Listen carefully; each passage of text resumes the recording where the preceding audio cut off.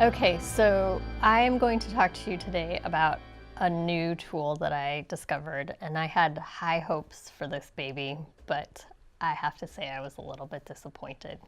So sometimes the marketing is in the name. This is called the Faber-Castell Art Eraser. Dust-free, it said.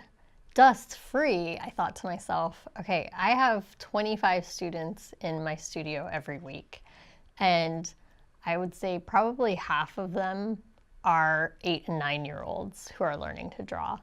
And while I love them, they're funny. They say things that my adult students don't say.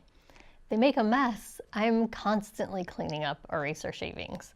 So when I saw this dust-free eraser, I was like, sign me up. I want to buy this thing. I was imagining that as I erased, it would be more like my kneaded eraser that doesn't leave any crumbs behind. But I was disappointed. So let me show you. Let's look down here. When I erase, immediately you get the eraser crumbs or eraser shavings. I don't know what those are technically called, but I can tell you that I spend a large portion of my life trying to clean them up off of the table. And many of my students just brush them onto the floor like no one is going to have to clean that up, but I still have to clean that up.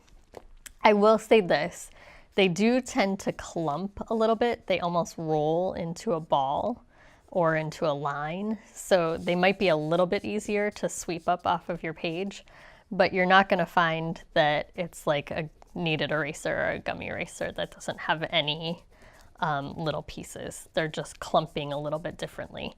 And because they clump a little bit differently, it looks to me as though the eraser will actually disappear a little bit faster than a regular eraser. So was I hooked by the name? Yes.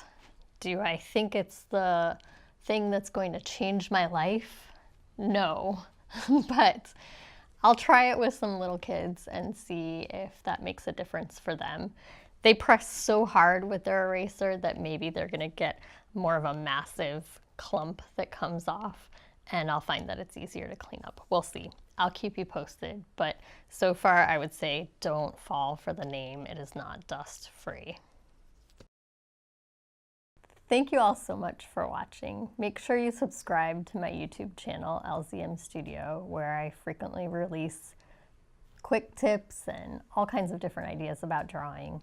Also check out my Facebook and my Instagram page. I like to show photographs of my artwork, of my students' artwork, and share funny stories from my students on those pages.